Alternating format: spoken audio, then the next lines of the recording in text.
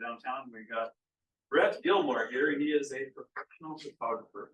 He's here to speak with our graphic design, social media, and business students who are all in attendance. We have some people in the house here. We also have a large virtual audience that is also watching us on Zoom.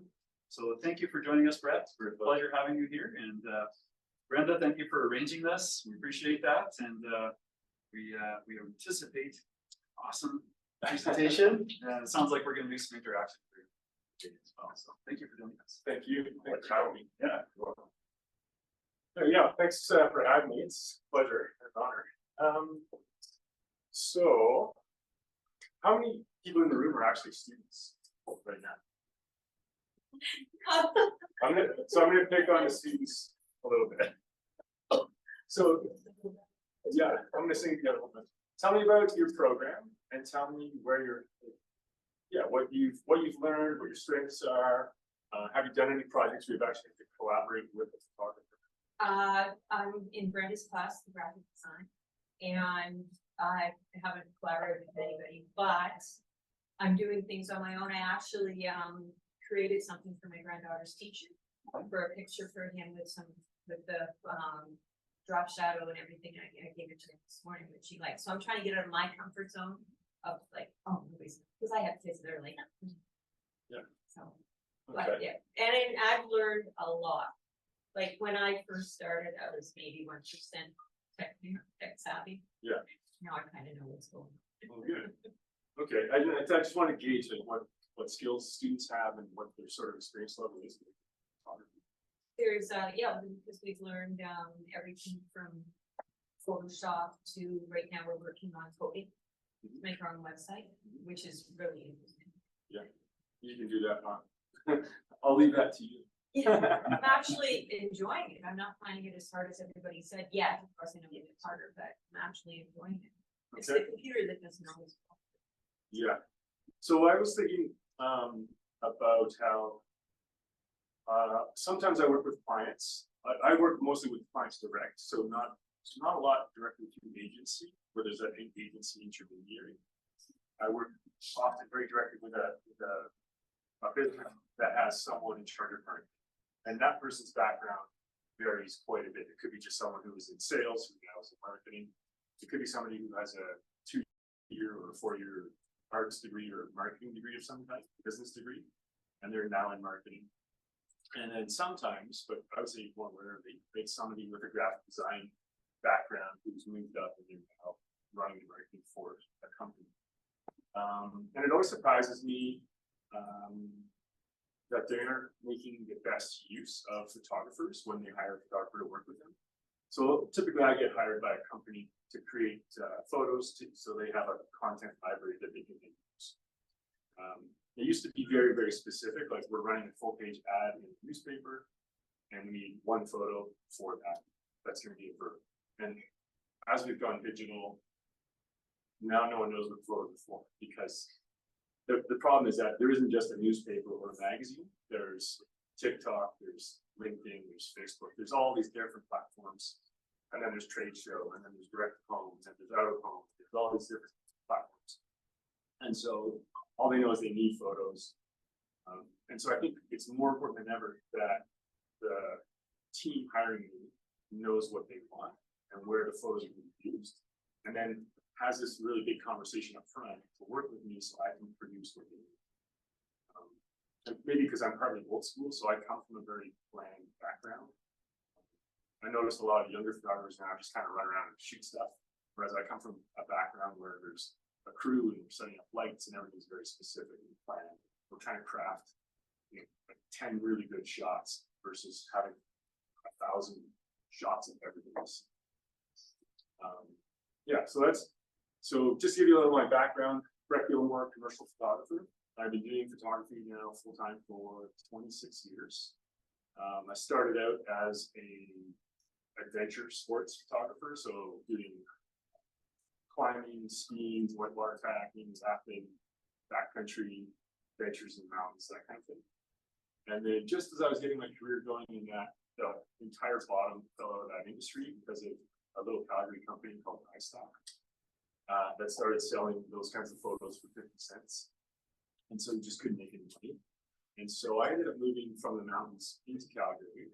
And at that point, I had 4 photo studios in BC, and I left all that behind, moved here, and started from scratch because I realized that the skills I had as a sports photographer were not the same skills I needed to be a commercial photographer, working with businesses, doing advertising work. And so I looked at going back to school because it was AU Arts here, and I looked at apprenticing with other commercial photographers. So I went the route of apprenticing, and I did about 4 years of that, and that was really valuable for me because I saw how to work with clients. I saw how to produce work that clients needed, and I made all kinds of industry connections. And so at the end of my 4 years, I was hiring my friends who went to school to work for me. So I was a little bit ahead of them, and I didn't have debt, and they all had debt. So there was a lot of benefits to apprenticing.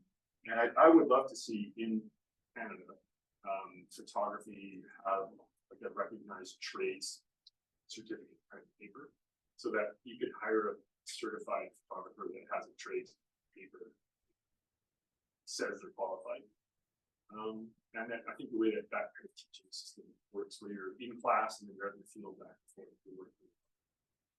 So that was about 2006 that I opened a Mount Studio here in Calgary, and we're still running. We're now based in C Space, and I work with all kinds of companies, internationally, nationally, and locally.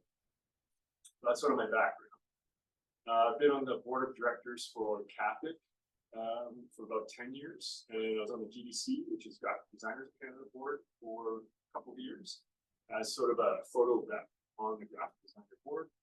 And then PPOC, I was on that board, which is the Professional Photographers of Canada. I was on that board briefly as well. I just had too much going on. All of those things. And now I just shoot and raise kids. So that's sort of my background. Any questions about that so far? No? No? Yeah. Okay. So I guess what I'll do is I'll jump in.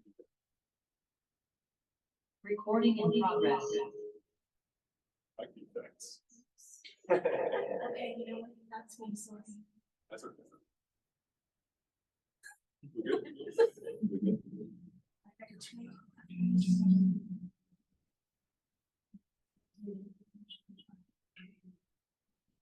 All right, so what I was looking at talking about, I'll give you a second to get that. I don't want to. I can't be in the meeting. It's too close. Okay, nope, we're Yeah, good. it's gonna loop the audio. So what I was hoping to talk about today was the intersection of photographers and designers, and how we can work together better, because I think there's a lot of room for improvement there. And so there's a lot that photographers need to know about what designers do, and then there's a component where designers need to know what photographers do and can do. And the same for our clients, where we both groups need to educate their clients and get them involved, so they're on board. So the 3 parties can work together to produce the best. What I brought in to start the conversation is I brought in some really good, well done briefs that I've been given over the years, and these are more recent. So this is a brief that came in from RBC, from the head of marketing, the guy that runs the marketing department at RBC in Toronto. I do portrait work for RBC, and so I'm going to go full screen on that. Are you seeing that on the Zoom? Does you share? Can I? They're asking if it can be a little bigger. The TV. I made it. No? I just made it full size. So it had half page. That's okay. And so my wife is also a graphic designer, brand manager, and so her and I've had some conversations to prep for today about, and we both agree that the number one thing we need is a shot list. The first place to start is the shot list, and establishing that. So it's a sort of establishing what is the need, and it's amazing to me how often people don't, like, the client doesn't know what that is. But if you're working as a designer with your client, then that's where you can really help the process by hand-holding and telling them, okay, we need to establish the shot list. And then that means, as a designer, you need to know where you're going to use those assets, those shots, where are they going to go. And the problem I referenced earlier really is a bigger problem now than ever, because you make your shot list and you might say, okay, we need a headshot. We need a 3/4 portrait. We need a full body portrait. We need a portrait on a white background. And then we need so-and-so in the office, you know, in an environmental portrait. And you shoot them all horizontal. And then the person in your role who's now got to put them on TikTok says, where's the vertical? And there's no vertical. And that's why we really need to establish these shot lists. And we have to really be conscious these days of all the different formats. So it used to be you needed the one, a portrait, a headshot. That was it. It's very, the headshot was like vertical, it was collarbone up and how I needed.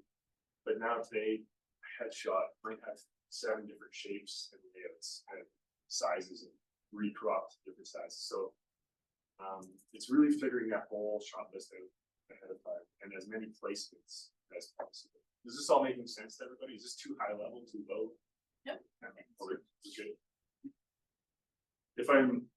If I say stuff you don't understand, just put your hand up and stop me. I'll answer questions as we go. I think that's probably the easiest. If anyone online has questions as we go, just shoot them at me and I will address them as we go.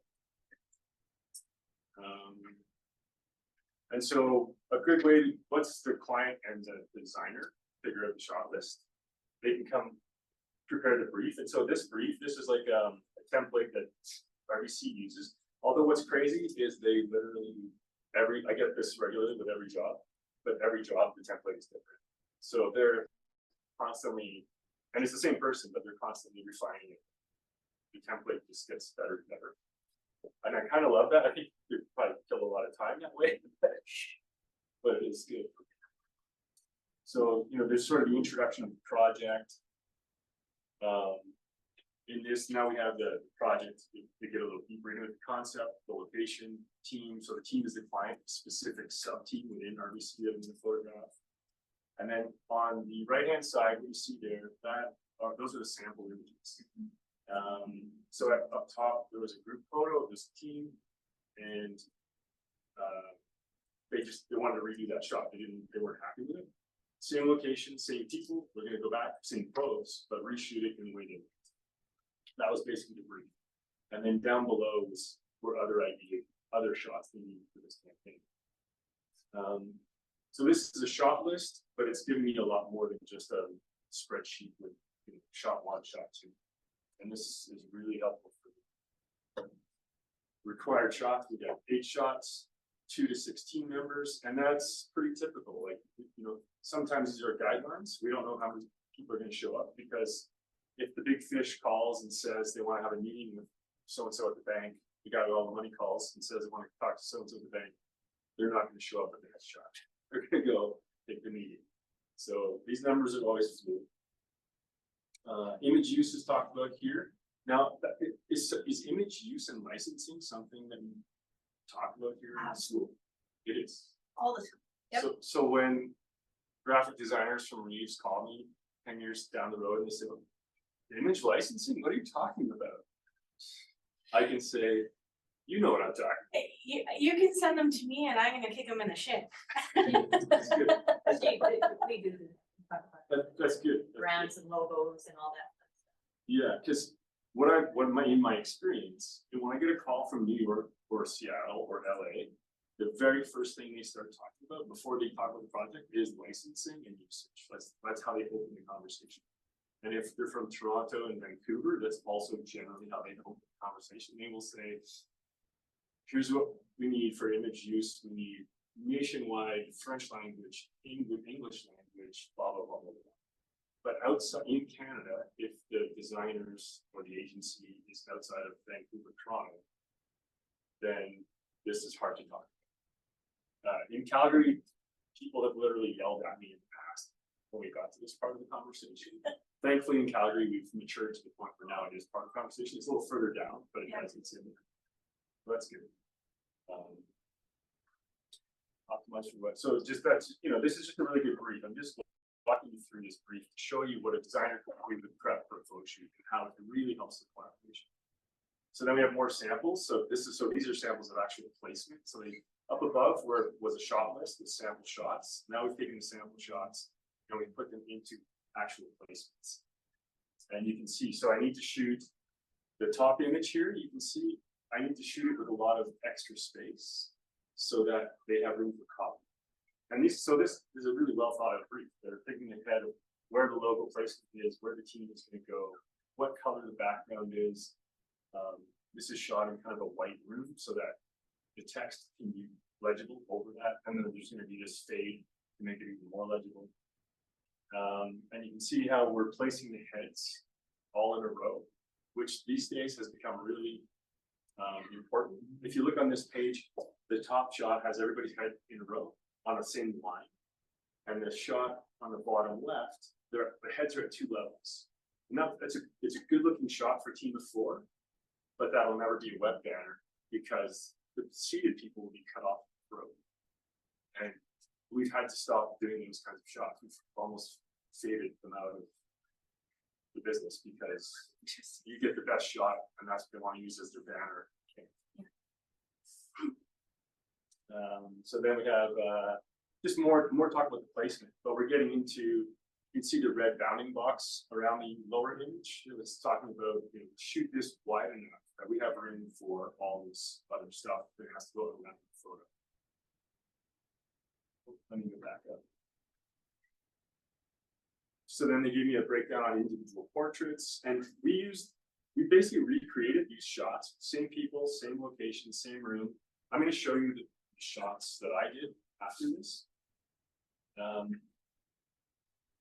And then we have some inspiration shots, and you can see there's a different look there. So the inspiration shot, that's what they had from the previous photo shoot.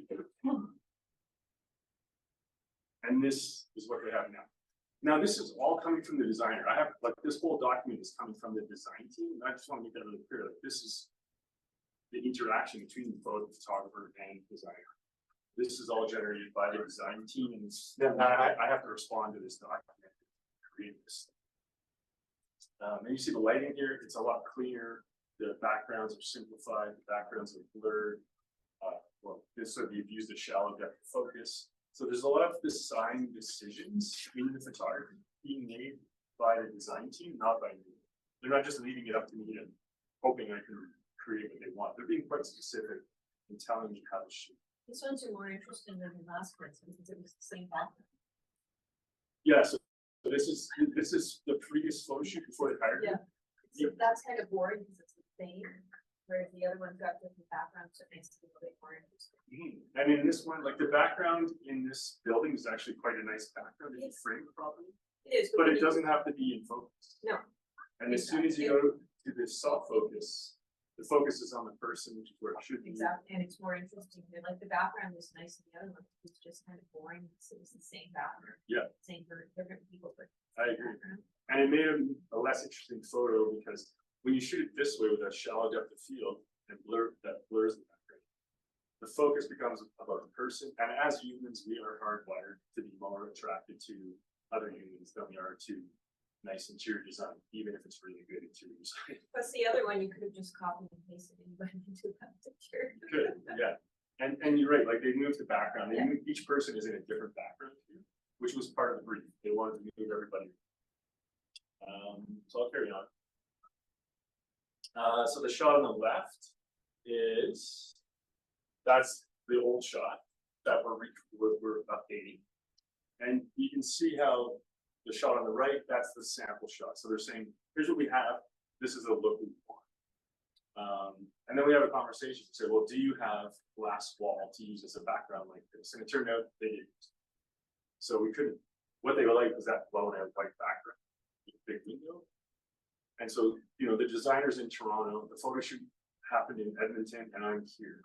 And so we arrive in Edmonton and find out, no, there's no glass wall. This isn't going to work. Like stuff to try and get there. But the main thing is you have a plan.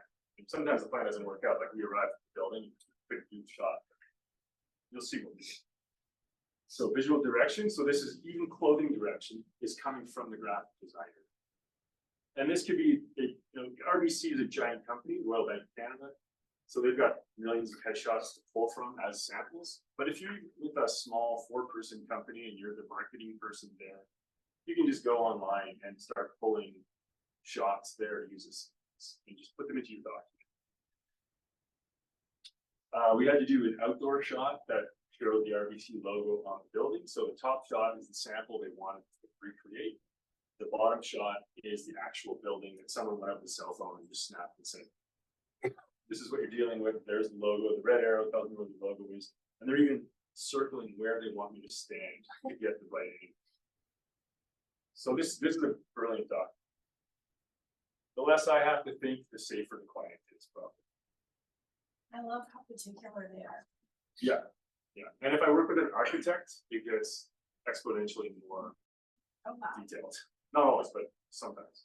They will put in calculations of 300 meters from the building, shooting at this angle at this time of day. Architects think very spatially. Yeah, and so yeah, that was the end of this one. So what I'll do here is I'll collapse that, and I'll bring up the images. I'll just hope for the best and see which, there we go. See which viewer it came up. So this is my shot, recreating, and it's very similar to what they had, but what I did is I changed the position to give it, I think, a more interesting background. They had just moved into this brand new office space and they wanted to show off their office space. And so I said, well, we can do interior photos of the office without people, but why don't we feature the office space with your people?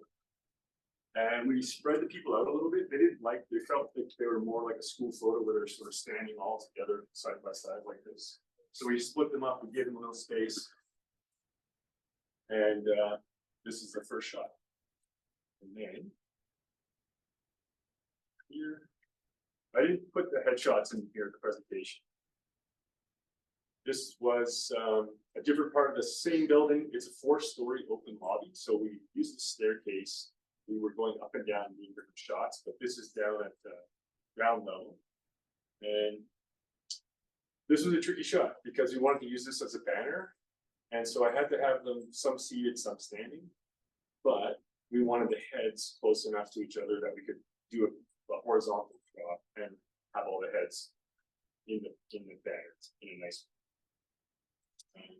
And there's lots of the white space on the top left is purposely there because that's where we're going to run copy. So I'll go to the next one. Any questions so far?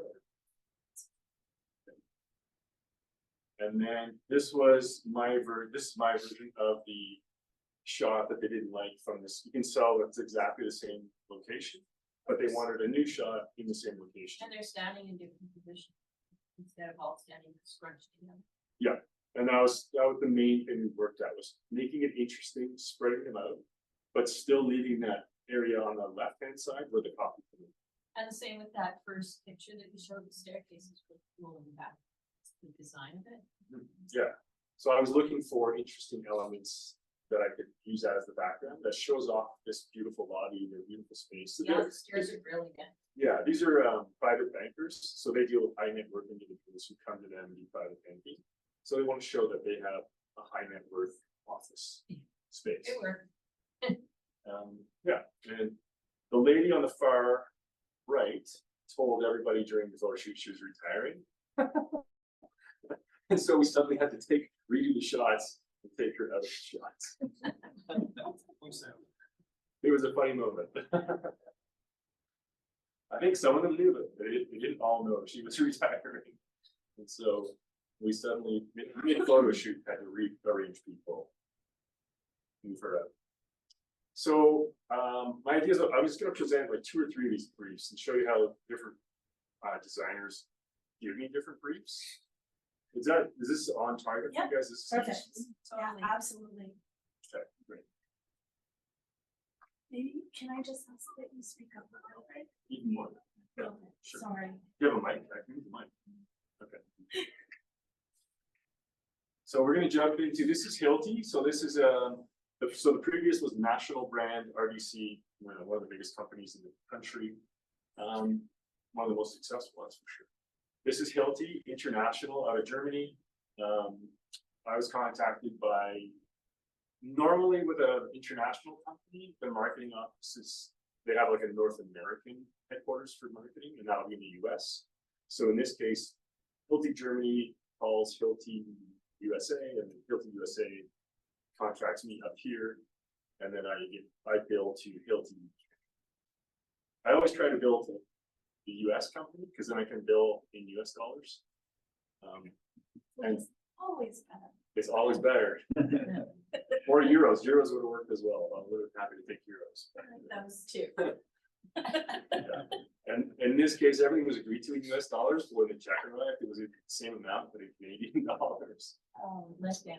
It was. So we had a bit of back and forth, and I had to settle the Canadian dollar. Okay, so let me just make sure you can see the whole doc.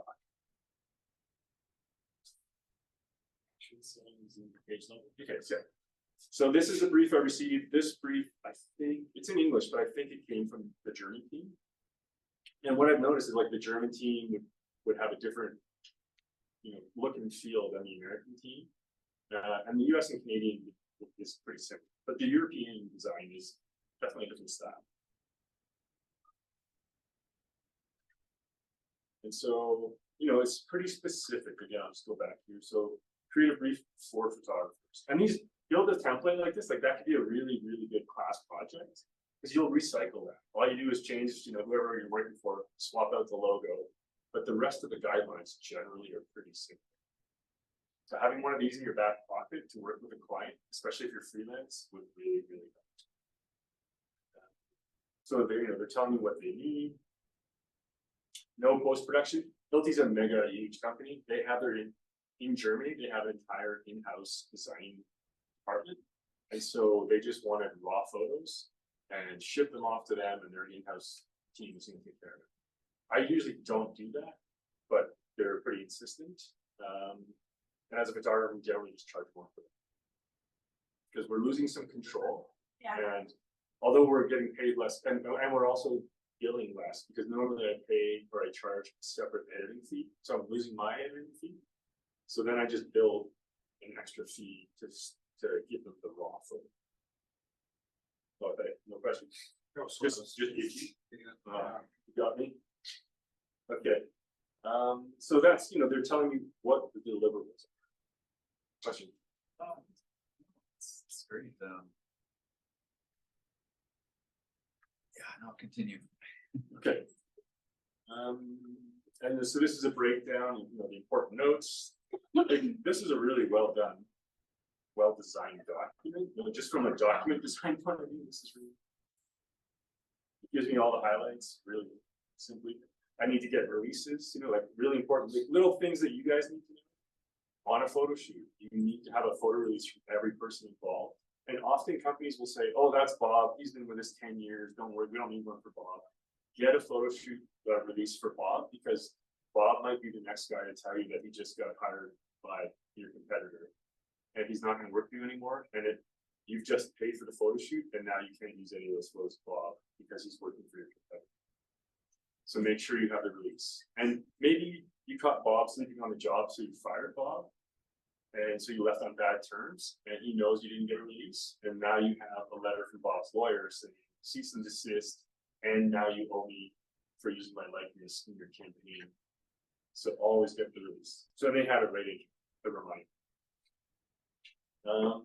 And think through all the little things. Like in a photo shoot, every little detail matters. And they've got here, clean the store, stock the shelves, make sure all the shelves are fully stocked. So when I arrived at the store, they had a cleaning crew in the night before. The store probably hadn't been that clean since the day they opened. And they had cleaned and dusted everywhere, washed the floors. They had brought in stock from other stores to make sure all the shelves were full. And those are the kinds of things, like if I showed up and the shelves were half empty, we'd go through this whole process and the shots were unusable because we just didn't have good looking shelves. Proper PPE, and this is really big in Alberta. Anyone working in Alberta or BC, probably anywhere in Canada, but anywhere like industrial, like here, where there's so much industrial work, make sure that everybody in the images, whether it's photo or video, has safety glasses, the gloves, the hard hat, the boots. And yes, even if you're outdoors at a construction site and the person is flagging and there's nothing within 1,000 miles because you're in Saskatchewan that could land on your head, they still have to wear a hard hat. Because it might hail. I don't know. You might get the big golf ball hail. So just make sure they have all that stuff. Make sure that your client knows they have to have extras, because if Betty forgets her gloves and boots and hard hat, and Betty's key to the shot, you still need to supply her with PPE. So have extra. And these guys give an exact list of what's needed. Every job has different lists of PPE. Shot list overview. Then they gave me sample shots. And as a photographer, this is so helpful for me because I can start planning ahead. What equipment do I need? What are the shots? What time of day? I can go on Google Maps, look at the building and say, okay, the building faces north. It's going to be in shade all day. So do we bring lights to light in front of the building to fill the shadows? Because you can see the shot on the right, oh sorry, the far left. Those shadows are really, really deep. I'm going to need lights to fill those in and light up. But if it was facing south, it might have been too bright. So you have different problems you're dealing with depending on the angle. Then they give you the interior shot list. And then this is the customer interaction shots, sample shots, and these were pulled from, they did shots in different stores around the world. So they pulled from one of the other photo shoots to say, this is kind of what we the guy in the middle, the classic pointing finger. Always try and have people don't do that. Avoid the Steve Zissou. what's that? Steve Zissou. Sorry, that's a big. I don't know. It's it reminds me of the old Sears mannequins. They always had the broken finger. You know, I'm thinking half naked mannequin. Yeah, they always had a few of those shirtless mannequins. So just more sample shots. These are the looks they want, and they're telling you where. So you want these looks. Here's a visual sample. Here's the location. If you have time, these are extra. And this brings up a really good point. In today's world, it used to be every shot was a hero shot. Every single shot was fully produced, fully edited. We did it as much as we could for every shot within the budget. And in today, that is not at all the case. I'm working with a company right now. They have 15 locations in the Calgary area that I have to photograph. Some of them, they're a construction company. Some of those projects are just like run-of-the-mill, a warehouse in the Northeast, but some of them are amazing, beautiful buildings downtown, skyscrapers that have had a renovation, or they're brand new, there's both. But they're buildings they're really proud of. So you start in today's age as a designer, especially in like online media, you start breaking things down to hero shots and filler shots. And I hate to use the word filler shots, but that is what it is, because you've got your content calendar, you've got 31 days, you've got 12 months of that, and you've got to fill the 31 days of photos.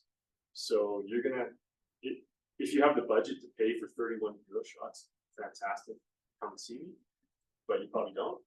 So, plan for 5 hero shots and then 30 filler shots. And instead of filler shots, I like to call them social media shots.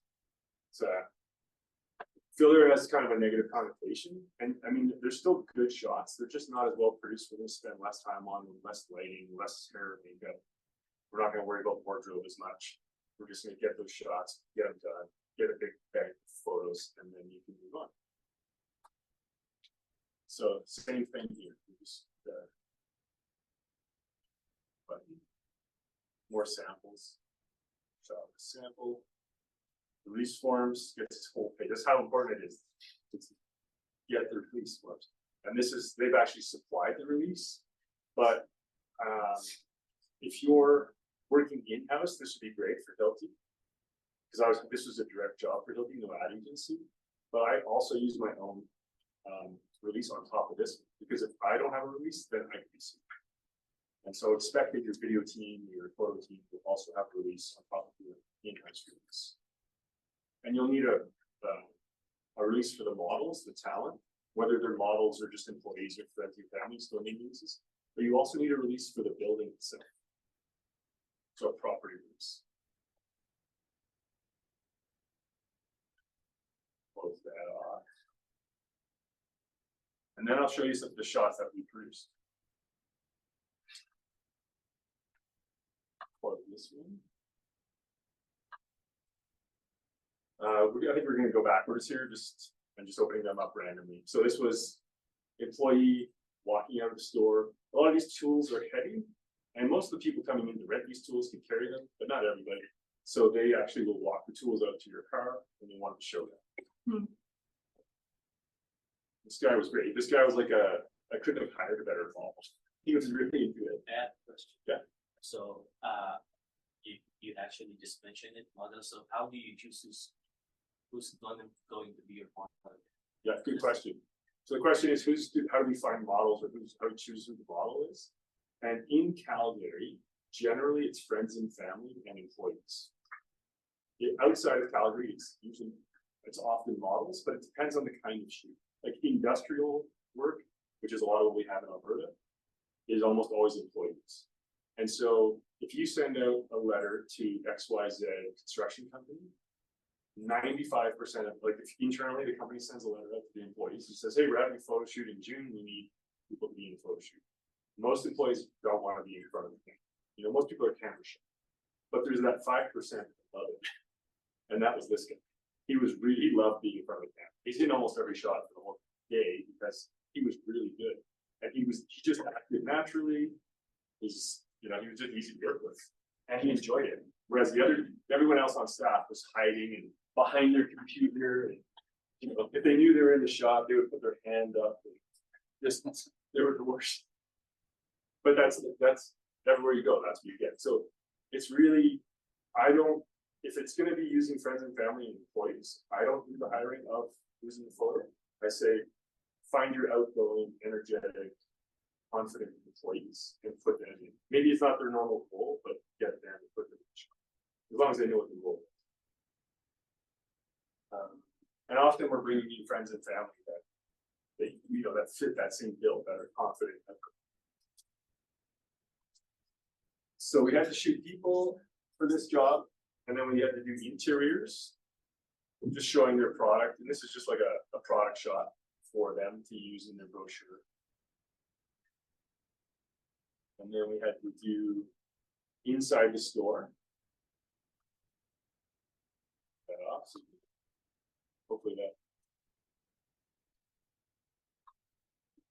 There we go. So you can see the shot. So this was all lit. I bring in a set cart. We have all our equipment. We break out our lights. So there's probably 3 or 4 lights set up in this shot.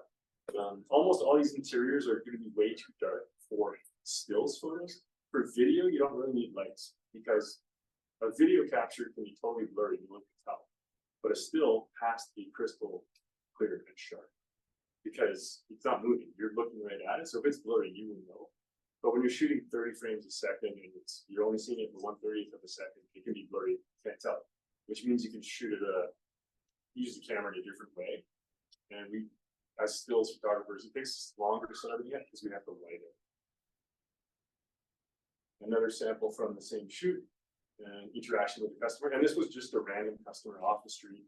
She was a bit camera shy, but we put her back to the camera, so she didn't really look at it, and her face wasn't directly in the shot, which made her more comfortable, and we got the shot.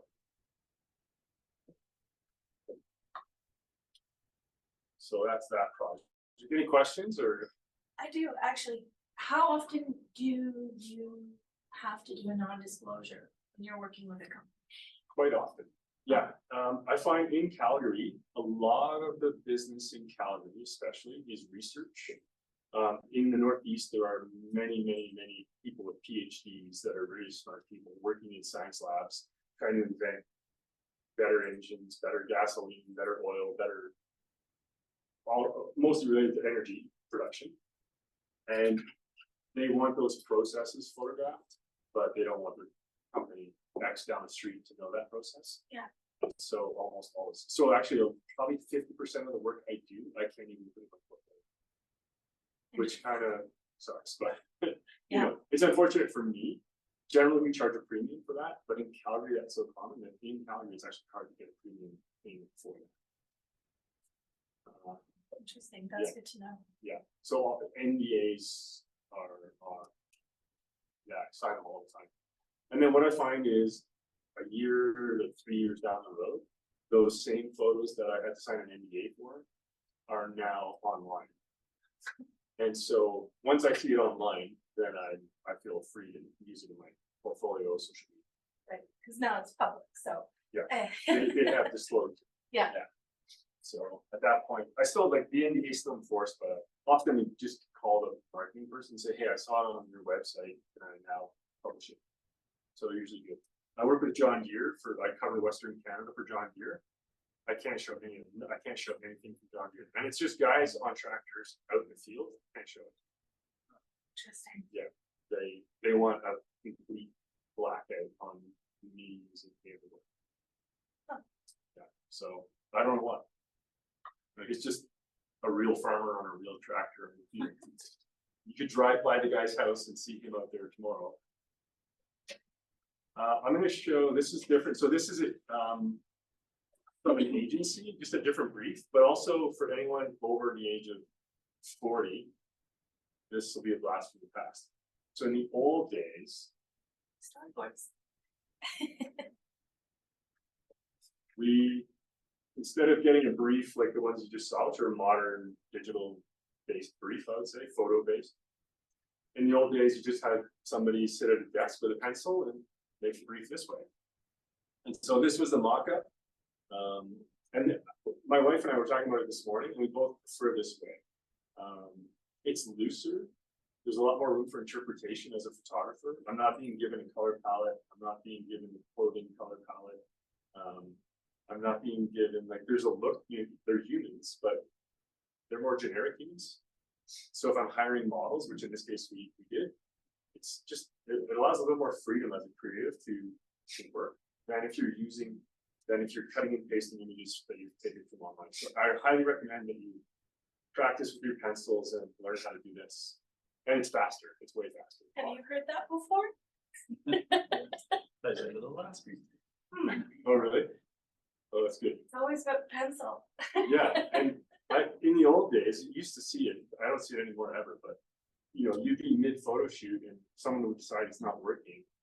And then the art director or the creative director would sit down for 30 seconds, sketch something out and say, how about this? And then somebody else would sketch on it, somebody else would sketch on it.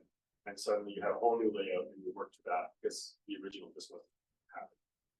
Anyway, here's the layout, and then I won't get into all the bottom part. You kind of know the drill is. So here's the shot list. Here's what we're looking for. Here's a placement. So then this was for a restaurant, really delicious restaurant. Sadly, it's not here anymore. This was the restaurant's last ditch effort to survive into the picture. And then we had to chase them. And I went to the restaurant to get my money, and they were literally doing a midnight run, loading a big moving truck with all their furniture and stuff. And I said, this looks bad. Yeah. I'm starting to think I might not get paid. That opened in Photoshop, so that's my favorite. I have a question. Yeah, go ahead. So, for a photographer like you, I know you're professional, but for newbies, Yeah, who's just starting out to become a freelancer, how much do you think they should charge for a project? that's a good question. I say charge as much as possible.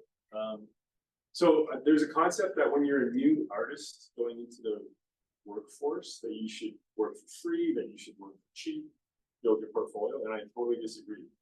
I think that you do a disservice to yourself. You're undervaluing yourself. You're also undervaluing and kind of undercutting the whole industry when you do that. What I would suggest is when you come out of school, you know some stuff, but there's a lot of stuff you don't. And so what I would suggest is when you come out of school, go an apprentice as a photographer and I worked for 4 years as an apprentice, and the average, like in New York, LA, London, Toronto, the average is 7 years. So a 4-year degree, then apprentice for 7 years. So that's 11 years of education before starting your own business. And yeah. So, and that's one of the reasons I would really like to see in the photo industry a trade certification, and that you couldn't actually go out and book work unless you had that trade certification. I think we need to establish a minimum level because the talent levels are all over the map, and there's all kinds of people sort of at the bottom end that are out booking work that should not be booking because the work's not good, which is bad for the company no one wins in that scenario. You're better off, you get more education, and you're working, you're getting paid, you're learning, so it's good for you, but then it raises up the entire industry. And all your clients, all the work the clients get is better overall. So I really think that's where the future needs to go. Yeah, so don't book any work until you're 100% confident that. I'm not sure why we're into crops and kind of weird stuff here. Let me get out of that. Go. That was a really good example of rule of thirds. What? Rule of thirds. Oh, yeah, I have that turned on the crop. So this is the shot. So you saw the drawing earlier, and this is the shot that we came up with to match that. So it's two guys out for a fun night at this great restaurant. They have a nice little food. You can see the food is amazing. And then there's this beautiful girl we hired who's in the background. And this confident guy with the laugh has caught her eye. So we just wanted it really subtle. She's in the background and she's looking across at me. And this was the key shot for their ad campaign. So this went to out of home, and it went to direct to home. It was on the website, and it was in magazines. And then I'll show you. Question on that shot. Yeah. Now, was that captured? Was that planned? Or did you say, hey, just act natural, look down the bar? No, that's 100% planned. It's planned? Yeah. Okay. So I was directing this thing. So the mood, the darkness, the mood, the soft blur, the background. There were iterations where the woman in the background, the good-looking woman, was too sharp. Like, so because she's a beautiful woman, she was taking too much attention. We wanted the attention to be on these two guys, because the market was the two guys. They want these two guys to come in and spend money, with the hint that if they come to this great place, there's also beautiful women there. They might just find a connection. But we wanted that to be sort of a subtle background. And that is how the art direction in the sketch was done. I'll bring it back up. Yeah, so in the foreground you have the food, the plate, so the amazing food, the server, which was, they want to show the staff and how clean cut and good looking they are, the guy, and then in the background was the woman. And you can see here, she's not looking at in this shot, but in the live during the shoot, we had her looking. We tried iterations. This was. And then, what was that? I'll show you. So, the way this whole project worked, you had an idea, and then the designers came up with the mock-up. That came to me. We go live on set. We're building everything with all the talent, clothing, hair and makeup. Take over the restaurant, and fill it all in, and then it goes back to the designer. The designer adds all of these elements, and then again, you can see it went from a horizontal landscape shot. Now it's a square. That probably went on Instagram, I'm guessing. So I wanted to show you that full circle how that process goes. And that meal you see on the table, the chef made one for everybody. Shoot. This place is not far from here, but now it's brewing. So we can take a pause there. We've been an hour and a half up almost.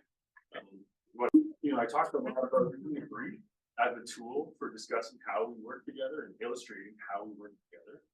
Then I want to go through some concrete things. So I'll ask another question, maybe put it out to the audience out in Zoom land. Can just people fire out answers, just type it in the chat.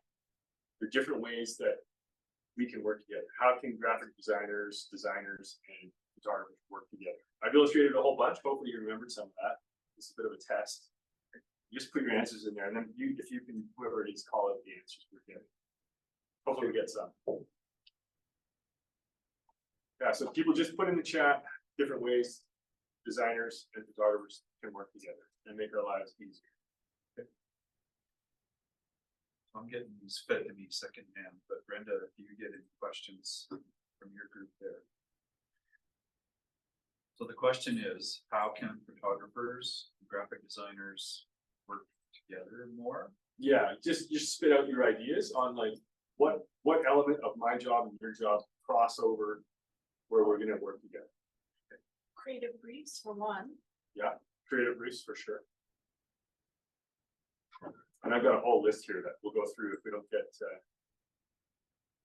One of the key things that I love that you say, because everybody who I bring in says the same thing, and it makes me so happy, is that you have those, you need those plans before you start, and I forget the word you used, but Shut. yeah, you can't just run out and do the shit. no, You need information, so you have to go and do your work and do your research and collect thoughts and ideas and jot them down before you can get started. you need the Pinterest board fired up. Yeah, yeah, exactly, and that's really what I'm trying to instill in them is it starts with finding your reference, finding your resources, then going to paper and planning, and then bringing it. She does, she drills that in. Good. And it could start with as simple as like, what are the company colors? You know, maybe like, if you need a starting point, you can't think what that is, start with the company colors and build out from there. I actually did a poster, a couple of posters, and one of them was for a soccer team at the school. And I Googled to find out what the Reeves colors and CBR colors are. The same with the mental health. I Googled the colors because I did a poster for that. Right. And I was like, oh, green, okay, so it was green, but it's like, if you don't know anything about it, it's tough to do anything. Like, okay, take a blank picture and put soccer ball on there. Yeah, and it's just, you know, if you start with the company color, you're now past the empty page syndrome. You've got something on the page and you can now get follow. I found that was the easiest thing to start with the colors.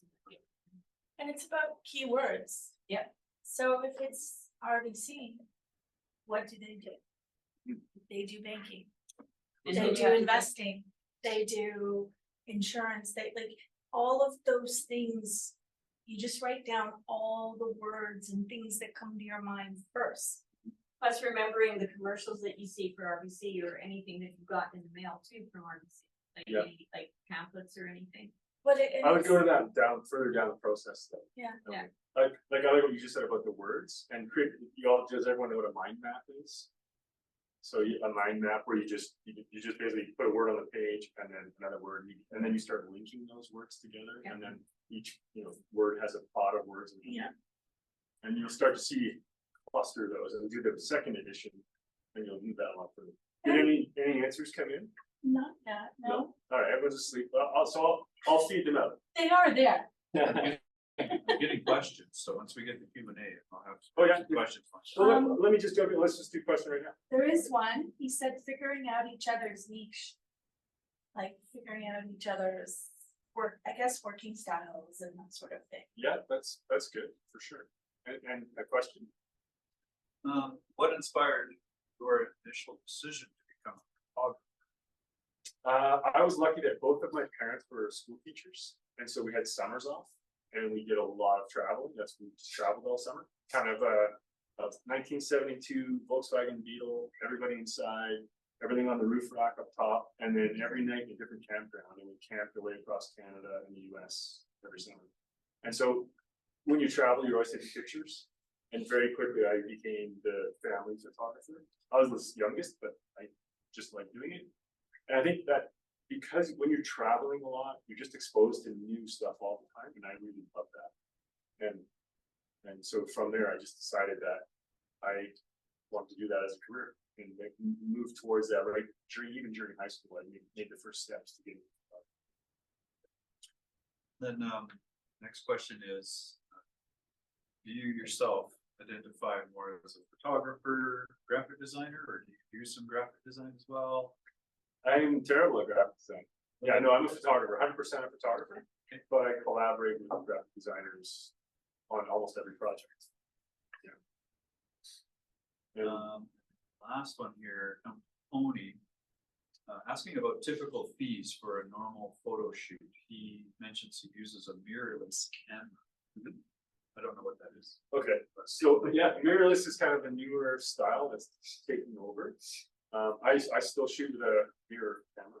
So in the traditional cameras have a mirror inside, so you're looking at the viewfinder in the back, and there's a mirror that flips out of the way to allow the light to come in and expose the film or the digital film. The mirrorless now allows the light to go through a mirror. It's a one-way mirror, and so you don't have that moment that goes black when the mirror flips out of the way. So you can constantly see. And a lot of those cameras now just have a screen on the back, so you're not actually having a camera at your eye, you're just looking at the back of the screen. I still prefer through the viewfinder. At the end of the day, the camera is just a box with a hole in it that records light, so it doesn't matter to me if it's mirrorless or not mirrorless, doesn't really matter. Typical fees, there's no such thing, it just doesn't exist. So I quoted a job yesterday, and we didn't have a brief. And going back, we didn't have a shot list, and we didn't have a brief. And so they were, how much is it? And I said, well, without a brief and without a shot list, I can't tell you how much, but it's going to be somewhere between 1,500 and 300,000. And so that, I would say those are typical fees, somewhere between, 1,000 a day to 300,000, and that could be for a day. It's really that big. Question, what brand of camera do you use? I use Nikon and Hasselblad. I started with Nikon way back in the 90s because Nikon was better outdoors than Canon was. Just better sealed and more weatherproofing. And in my experience, that has stayed true all the way through over the years. So yes, if you start reading too many online blogs, they'll talk about how many pixels it has or this and that. But it doesn't really matter. They're both good. In terms of that, one is always going to be slightly better, but never enough to make it worth throwing the camera away and switching brands. So I've just been Nikon 30 years. Yeah. And I still use full frame, full size DSLR. I was just gonna ask, like, do you ever do things just straight to digital, or is it always film? No, it's digital, Oh, but it's a full size. Like they now have different smaller size sensors. Oh, okay. So I still use a full size sensor. And partly I like the bigger the camera, the easier it is for me to operate. The smaller the camera gets, then the controls that I have at my fingertips are now in a menu. And I don't ever want to take my eye away and look at a menu and start scrolling. I want to just keep shooting and use my fingers to manipulate the camera. And I've memorized where all those things are. Like running a keyboard. Yeah. Any other questions? Got another one here. What is a piece of advice you wish you could give your younger self at the beginning of your career? Don't become a photographer. Which, that's not even true, because I was doing a photography course in university, and the guy teaching the course was a full-time photographer, and he's teaching this course in the summer. And yeah, he's like, look at my shoes. I don't buy these shoes because I want these shoes, it's because these are the shoes I can afford. Don't become a photographer. It's a terrible career choice. It's like I travel all over the world and I do all this interesting stuff, but I'm always broke. So there's that. And I would say, if you want to become a photographer, then find the best photographers that you can find, doing the best work that you can find, and go and work for them. Because that's where you're going to, the people doing the best work are working with the best designers, are working with the best illustrators, are working with the best agencies. And no matter what your job is, when you're working with the best, you're going to learn the most. And you're going to make the best version of yourself. Okay, next question. What is your favorite tool, app, or industry software that you use right now? I actually use a company out of Zurich in Switzerland, and they have a thing called PickFlow. And I wish I had a promo code I could share, because it's, so what it is a proofing system. And I actually have it in my presentation to bring it up. I literally have it here. Let's just plug back in. I'm going to show it because it's so good. But nobody sign up until I give you my affiliate code. Then we can all get a free month or whatever. PICFLO. Oh, I'm upside down. Yeah, I think so. Yeah. I'm going to bring it up like that. Just So PickFlow is a proofing system, and I've been using what used to be the industry standard for 15 years. And then I worked with them to develop a content library management system, and they liked that so much that they've pivoted and they've left well, they haven't left yet, but they're leaving the proofing system business and going into content library management for mega organizations like universities and oil and gas companies, big companies. I'm gonna get started. Yeah, I'll say. Do I have? Just give me a moment. I need to open a different browser. So PickFlow is my favorite. Oh, why can't we get a? There we go. And what they do is they allow you to upload your images so you can then show them to your clients. But their system for doing that is really slick. And I've just started using it with clients a week ago, and the feedback from my clients is really, really good. And my clients that have used my old system said, why didn't you switch to this system like 10 years ago? It's because it didn't exist. But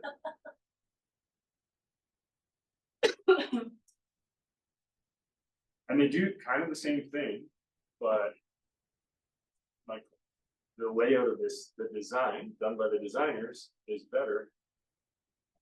And it works better. Like it's more intuitive, and that makes all the difference.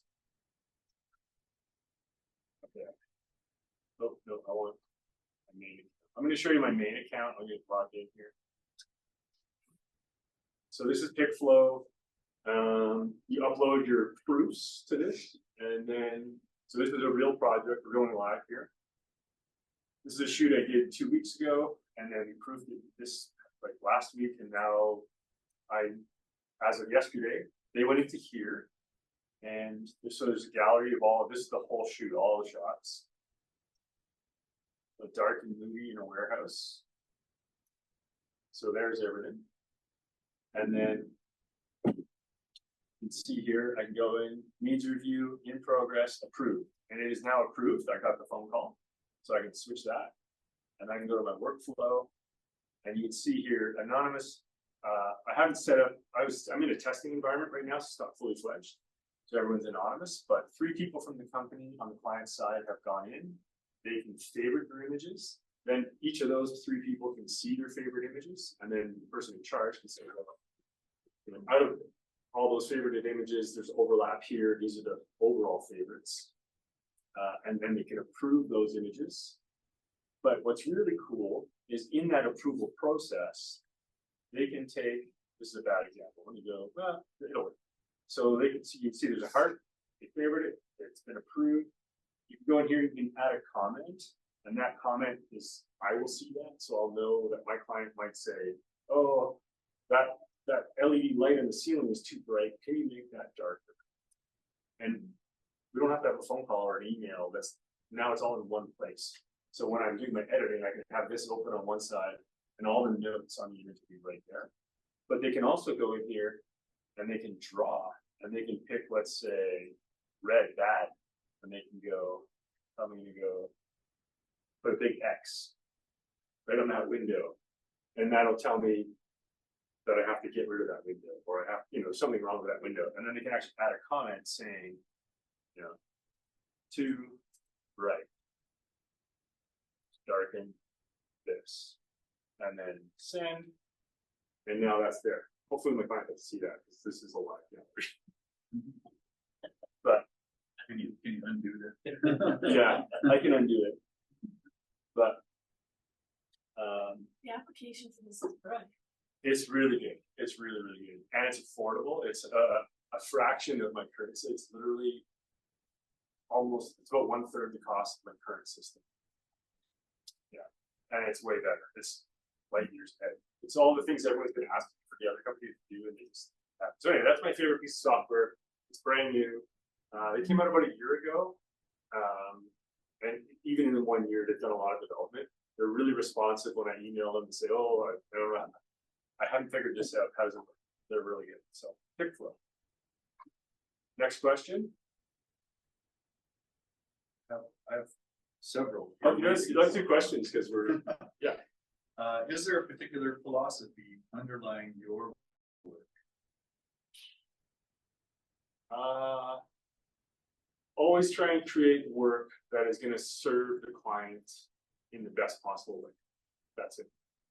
It's pretty simple. Often, because I do a lot of client direct work, the people hiring me don't have a background in design of any kind. Like yesterday, I had a really good example that it's a new client. They are a construction company, and I was speaking with the CEO, the COO, and some guy. I have no idea what his role was, but he had a big beard and he looked like he's actually pouring concrete. Like it's a concrete company. So I think he knows a lot about concrete, but I don't think he knows a lot about graphic design and that sort of thing. But that, for me, that's a really typical client. So I want to do everything I can to make sure I'm creating images that are going to be useful for them and to coach them along the way, because they might have ideas and I feel like I have the expertise to say, yeah, that's not going to work. Let's move this way. I think this will work better and serve your needs better. Next question. Okay, next one. What does it take to virtually guarantee that a photographer or graphic designer can have long-term success? Life is full of risks. Stay current. Yeah. That's a really big question. Staying current that's a great answer. You really do have to stay current. Trends change. I try not to chase trends, but you do, like, when new software comes out, you be open. Watch things like Ad Age and Ad Week if you're not familiar with those sources. The Lions, the Cannes Lions. Watch that because you will see the trends changing, and the trend might be there's a software trend or a new gizmo, a new gadget.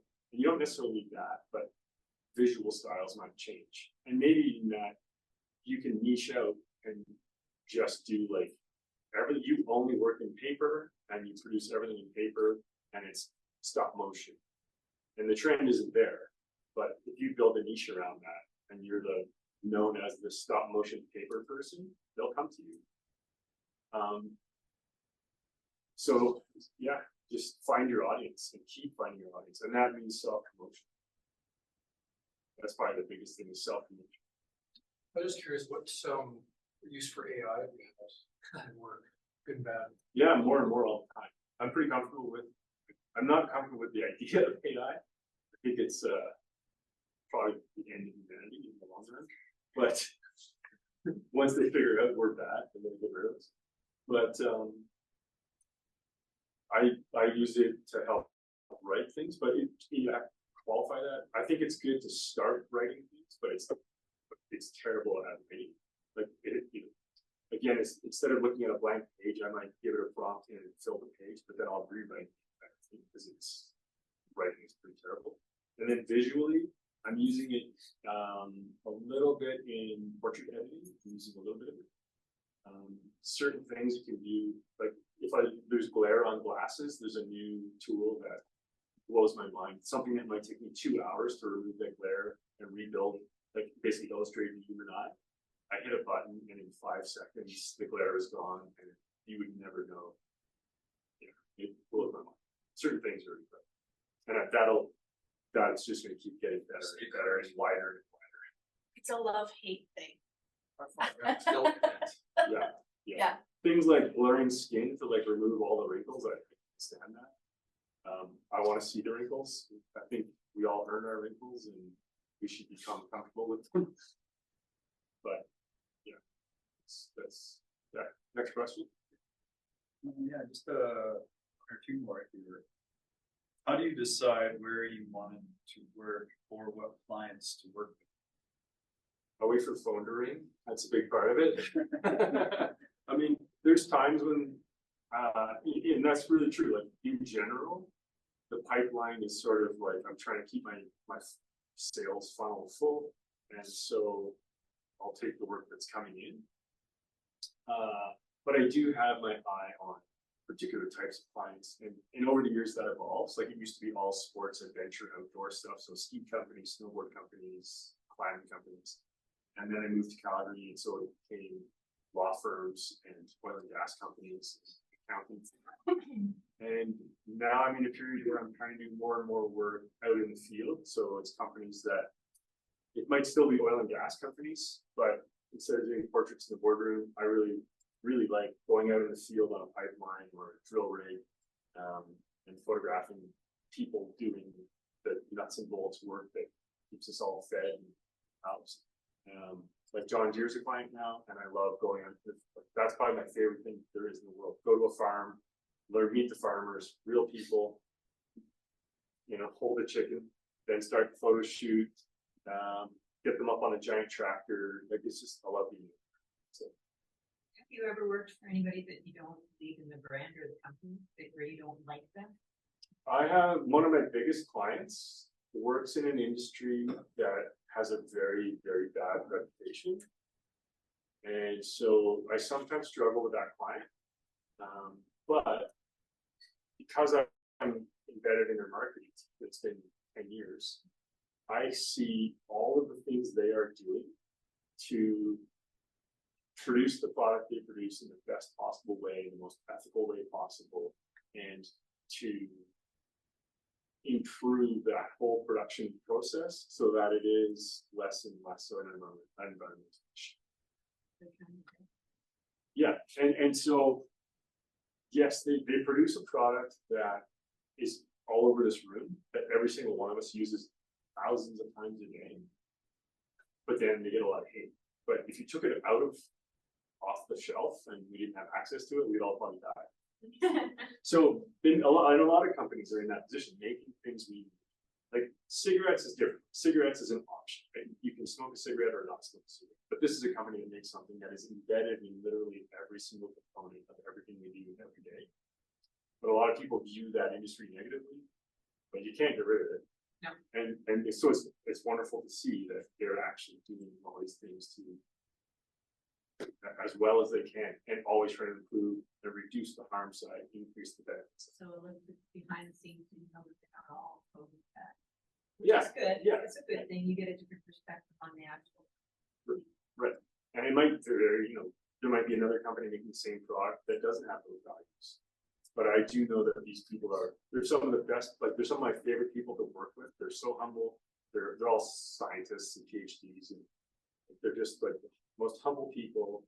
They come into work looking, sometimes I'm like, shoes don't even match. Like sometimes their socks don't match. These guys, their shoes don't even match. It's because they're so cerebral and they're so like into the science. I'm looking at my socks too. I'm thinking that's where my kid is going. Nothing matches. And like they're not bad people, they're really good hearted people. And you know, they're trying to solve the problem, not trying to make it worse. Yeah. Good question. Yeah. And I have actually worked for cigarette companies. Which that one was actually probably the most like where I was ethically sort of. Oh, but the money's good. I need the money. No, well, no, it was actually going back to NDAs. The NDA environment surrounding cigarette alcohol companies is so strong that I didn't know who my client was till the day of the shoot.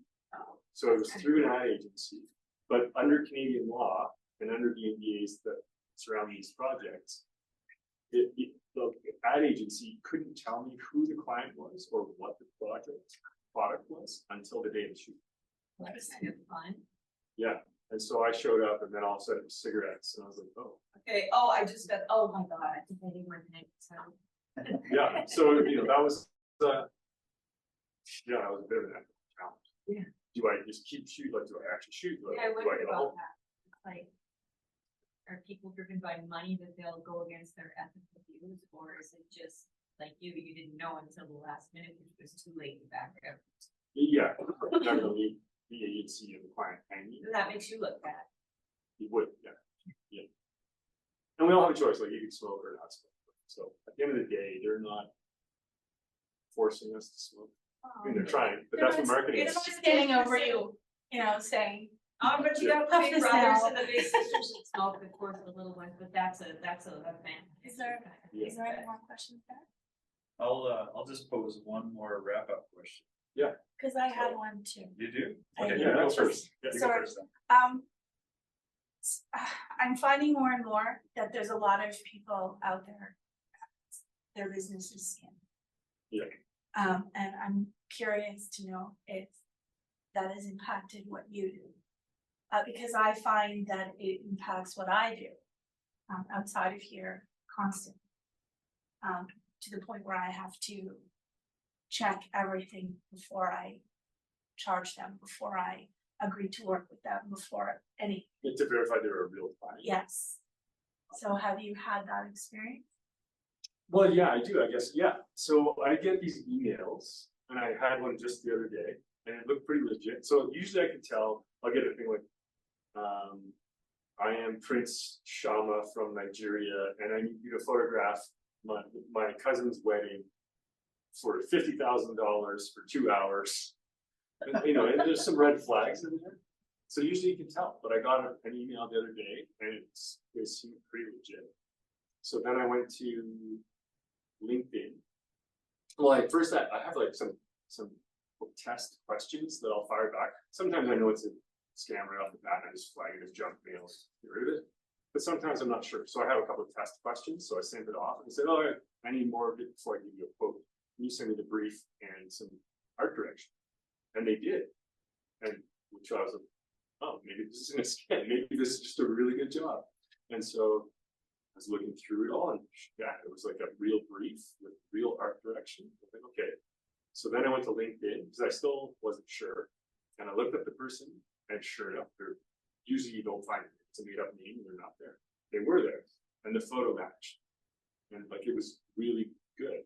But then I started reading her posts online, and her most recent post says, apparently somebody has copied my identity and is sending out briefs, and there was over 250 comments from creative directors, art directors, photographers, videographers, so everybody kind of in our space. Yeah. Saying, yes, I got the fake thing from you. Yes, I got the fake thing from you. So yeah, please, I haven't put out any RFQs looking for this one. It's not me. And the reason why I bring it up is because it's super important, because I'm dealing with this right now. And they are getting so good. Yeah. AI. They are getting so good, and they've nailed it down to creative briefs.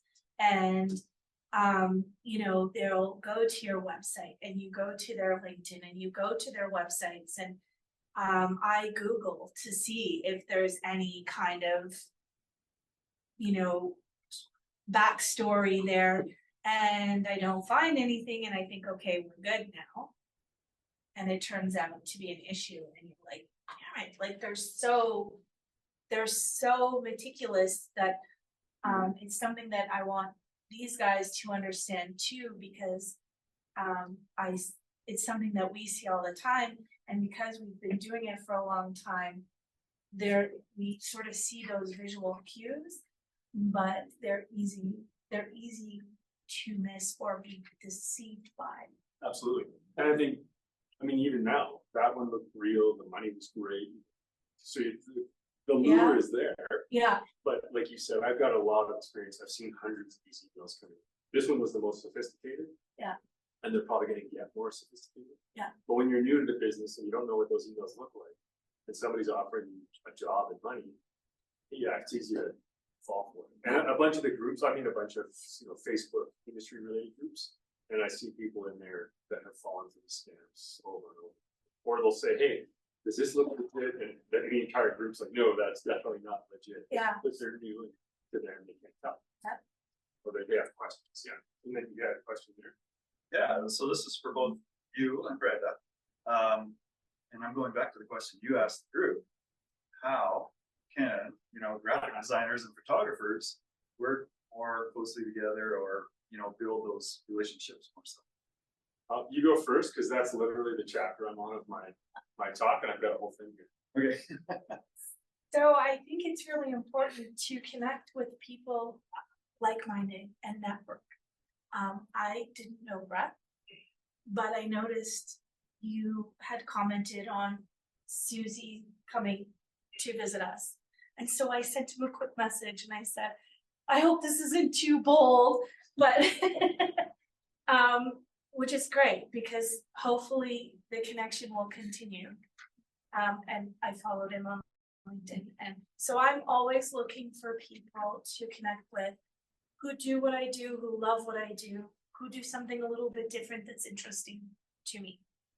And I do things with not-for-profits like in my community, like the Chamber of Commerce and the Festival of Lights and that sort of thing, to get my name out into the community. And especially when you're starting new. I mean, when I came here, I was a nobody. Nobody knows me because I came from Ontario. And I had to start again and I had to rebuild.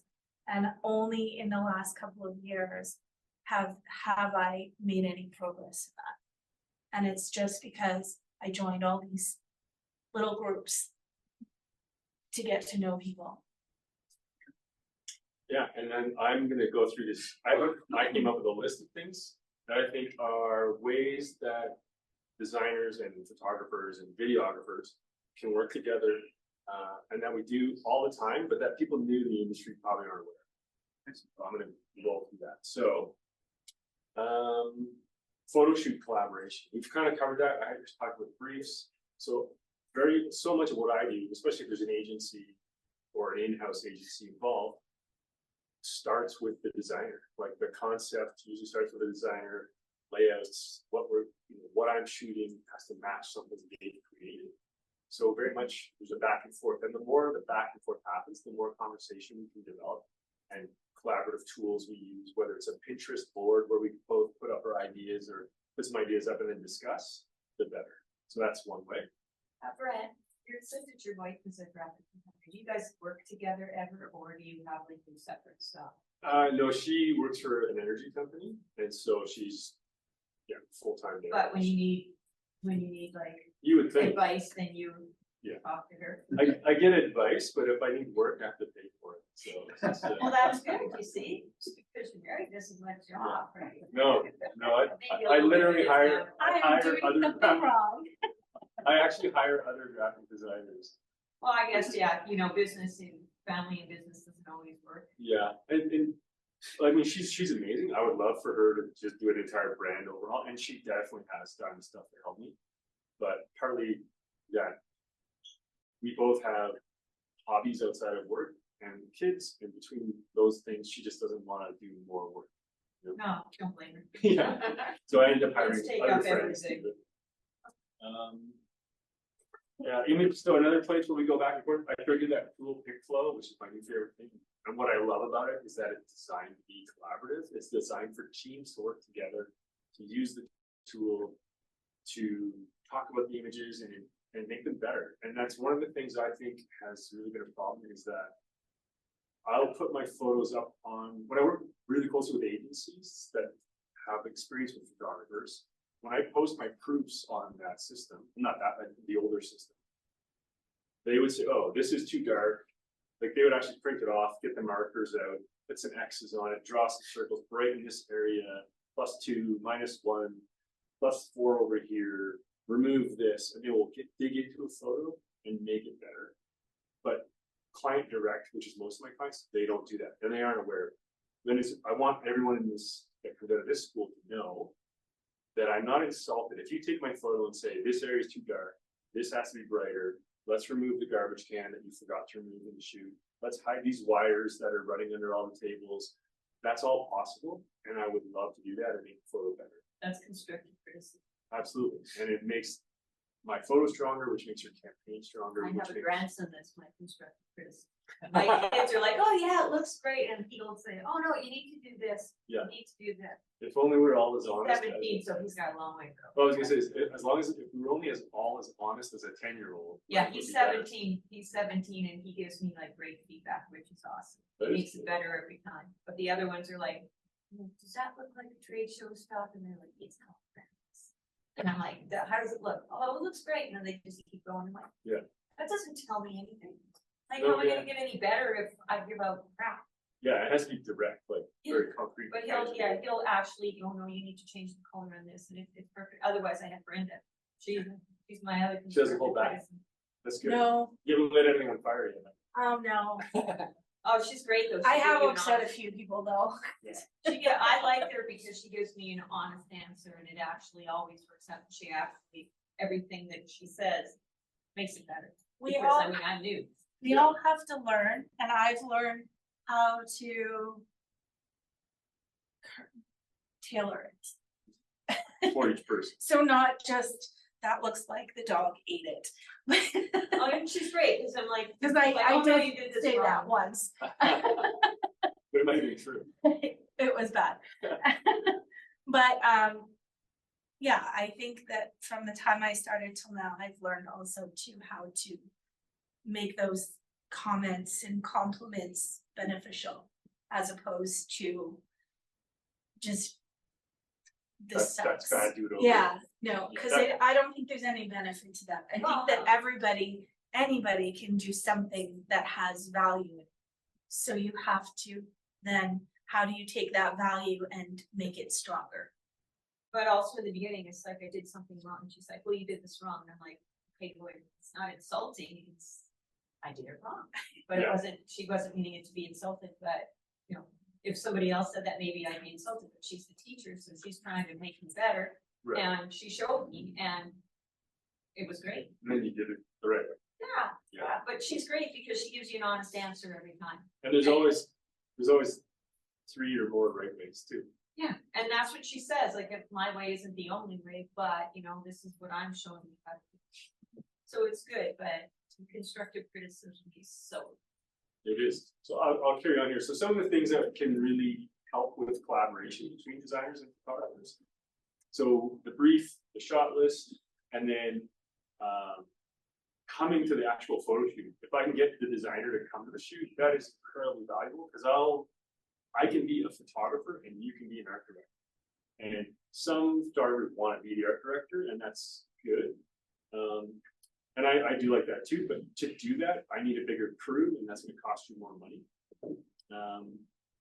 But if you come, then you can take on the art director role and, you know, be the second set of eyes while I'm busy working on technical things like lighting and composition, the more technical details. You can say, well, let's reframe that.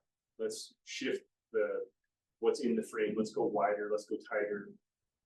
Let's put the background out of focus. I have got so many technical things I'm looking at as a photographer on set and managing my team and managing the talent, managing hair and makeup and wardrobe that it's there's too much going on. So having another person there to help is so beneficial. And then you can, these days, everything goes to the laptop. So you can be right over my shoulder looking at the laptop and say, well, let's change the lighting, let's change composition, the overall, you know, look of the image, let's do this or that. So you can see it happening live and make those adjustments live so that we come out of the photo shoot with a stronger, better set of images. So that's one way. Branding and identity is another way that photographers and designers can work together.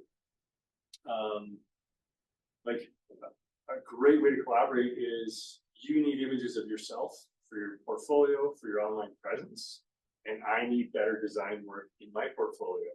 So maybe we can get together and help each other out and just quid pro quo. You know, partner up with a photographer, find someone whose work you like or personality you like, and have them do photography for you, you know, your branding, lifestyle stuff, and then you can do branding for them and work together.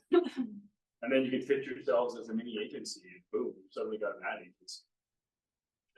Find a copywriter to jump in there, and a video editor, and a videographer. And you've just built an ad agency, and you can all work with each other. That's a magical thing when you can make that happen. Product photography, so e-commerce. I didn't get into that one. Like what I did today and what I showed wasn't e-commerce, but I do e-commerce stuff.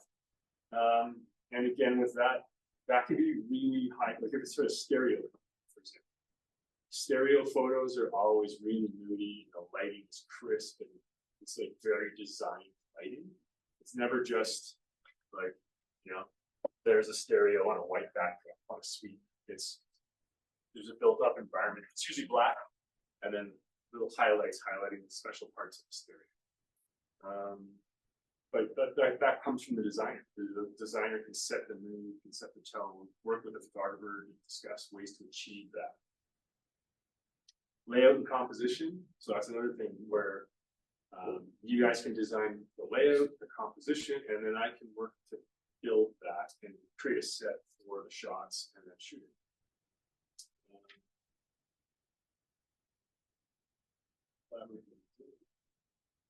Yeah, and then ad campaigns. I mean, almost all the ad campaigns I work on, whether they're client direct or for an agency, there's quite a bit of back and forth with the design team. And the more of that back and forth there is, the better. The more you can show me in the brief where you're going to go, the more I know which, do I have to shoot loose, tight? Do I have to shoot horizontal? Do I have to shoot vertical? Do I have to do all of those things? Because it's going to go to all the different media these days more and more. The answer is yes. That's part of why shooting a splat is fun, because it's more or less a square. So if I shoot loose in a square, then it can go both vertical.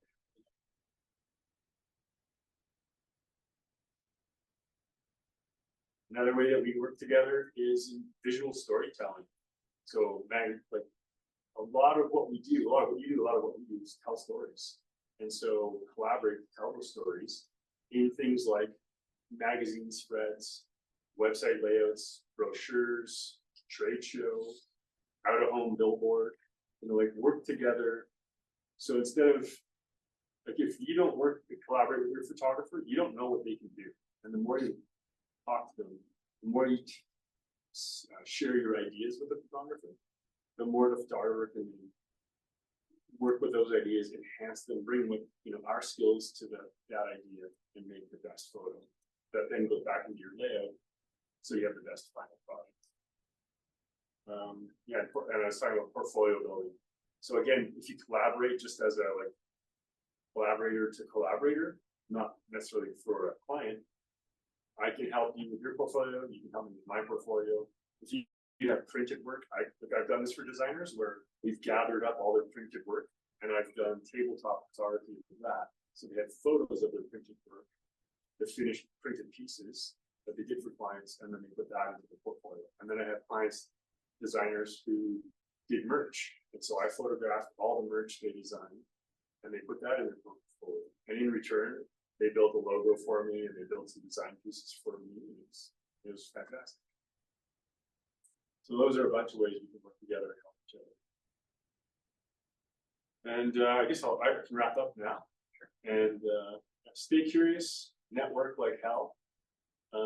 Networking, my wife is really good at it. She never leaves a room without knowing everybody's name, shaking every hand. And she's an introvert. She's like classic. She's pretty shy. She's very soft spoken. But when it's business, she works the room like a seasoned politician. The only people I've seen work a room like her are politicians and other sort of C-suite level people. So do that. Like, get out and make friends and go for lunches with people. Don't take a meeting like a lunch meeting though, unless you know there's value. Like, if you're going to take a lunch meeting or you're going to go for a coffee with somebody, have an agenda, have a purpose. Because random networking will just waste your time. Always have a purpose. And build your portfolio and then pitch your portfolio. All right. Thank you so Yes, much. thank you. Thank you.